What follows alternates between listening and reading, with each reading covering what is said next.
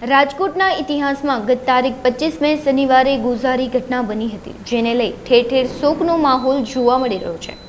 દુર્ઘટના અંતર્ગત રાજકોટ બાર એસોસિએશને ઠરાવ પસાર કરી આજરોજ તમામ વકીલોએ કોર્ટમાં મૃતકોને શ્રદ્ધાંજલિ આપી હતી। કોઈપણ રાજકોટનો વકીલ આ આરોપીનો કેસ લડશે નહીં તેવું જણાવ્યું હતું। સમગ્ર સૌરાષ્ટ્રના વકીલોને પણ આરોપીના કેસ ન લડવા અપીલ કરવામાં આવી હતી। સુરેશ ફળદુ રાજકોટ બાર એસોસિએશનનો વાઇસ પ્રેસિડેન્ટ છું। આજરોજ રાજકોટ બાર એસોસિએશન દ્વારા એક ઠરાવ કરવામાં આવેલ છે, જે ઠરાવમાં રાજકોટ બાર એસોસિએશનમાં જોડાયેલા તમામ સભ્યોને જે આરોપીઓ છે, જે જવાબદાર છે, જે કસૂર છે, જે ગુનામાં ડાયરેક્ટ ઇનડાયરેક્ટલી ઇન્વોલ્વમેન્ટ છે, એવા કોઈ જ એક્યુઝ તરફે રાજકોટ બાર એસોસિએશનના સભ્યોએ રોકાવું નહીં, આવો એક ઠરાવ કરવામાં આવેલ છે।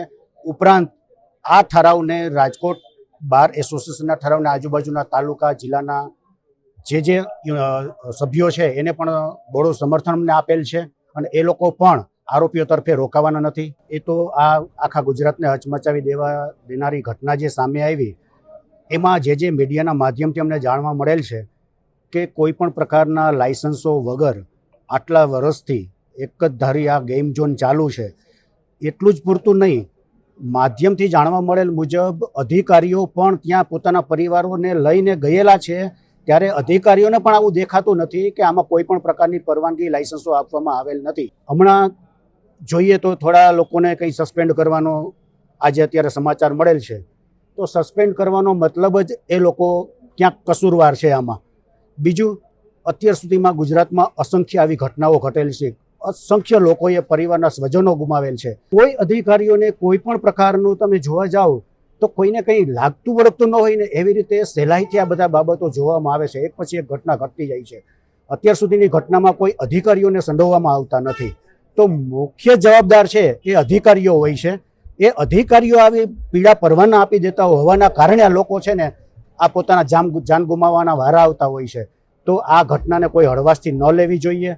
રાજકોટ બાર એસોસિએશન જે લોકોના નિધન થયેલા છે, સ્વર્ગસ્થ થયેલા છે, એ પરિવારજનોની સાથે છે। અમારાથી જે કંઈ બનતી બધી જ અમે કોશિશ કરી મદદરૂપ થશું। પોલીસ કમિશનરને જે કંઈ અમારે રજૂઆત કરવી પડશે એ રજૂઆત કરશું। ઇન્વેસ્ટિગેશન પારદર્શક થાય, એટ્રેક્ટિવ થાય, એક્સપ્લોઝિવ એક્ટ નથી લગાવવામાં આવેલી, એટલે જે કંઈ ક્ષતિ છે એ અમે દૂર કરશું અને સ્વજનોની સાથે રહી અને અમે લડત આપશું। આજરોજ જે કંઈ આરોપીઓને રજૂ કરવામાં આવનાર છે એમાં પણ રાજકોટ બાર એસોસિએશનની ટીમ અત્યારે ખડે પગે રહેશે। Bakul Azari, Rajkot bar association president. 25 તારીખે જે ટીઆરપી ગેમ ઝોનમાં અકસ્માતે જે લોકોના જીવ ગયા, મૃતક પામ્યા, તેમાં રાજકોટ બાર એસોસિએશને ગઈકાલે ઠરાવ કર્યો હતો કે તેમના આત્માને શ્રદ્ધાંજલિ રૂપે તેમને આત્માને શાંતિ મળે, અને બીજું વકીલ તરીકે આરોપીમાં કોઈ રોકાવું નહીં એ બાબતનો ઠરાવ કર્યો છે। તેમાં આખા રાજકોટ બાર એસોસિએશનના લગભગ 3500 એડવોકેટ જોડાશે એવી મને પૂરી આશા છે। અને આરોપીને જો સાંજે સુધીમાં રજૂ કરવામાં આવશે તો બહારના લગભગ તો સૌરાષ્ટ્રના બધા વકીલોનું અમને સમર્થન આપ્યું છે। આ બાબતે અત્યંત દુઃખદ ઘટના છે, અને જો કોઈ બહારગામથી વકીલ તરીકે રોકવાની વકીલાતનામું રજૂ કરશે તો બાર એસોસિએશનની ટીમ એમને રોકવાના પૂરેપૂરા પ્રયત્ન કરશે।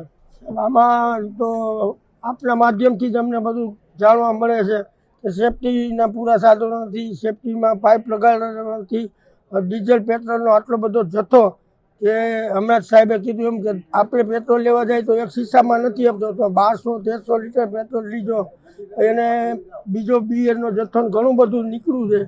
તો આ એક જ ખૂબ જ દુઃખદ ઘટના કહેવાય। આવા અધિકારીઓએ જેમને આ જોયા ગાંચ્યા વગર લાયસન્સ આપી દીધું હોય અને ક્યારેય પણ ચેકિંગ કરેલ ન હોય તેવા અધિકારી સામે કાયદેસરની કાર્યવાહી કરવી જોઈએ। ઠાકર સાહેબની કોર્ટમાં, તાલુકા પોલીસ સ્ટેશન ઠાકર સાહેબની કોર્ટમાં આવે છે, એમાં રજૂ કરશે। અમે બાર એસોસિએશન દ્વારા તેમાં 120B, 406 અને 285 માટેનો આખી બાર એસોસિએશનની ટીમ પહેલાં મારે જઈ અને અરજી તૈયાર કરી અને કમિશનર સાહેબને રૂબરૂ આપવા જશું।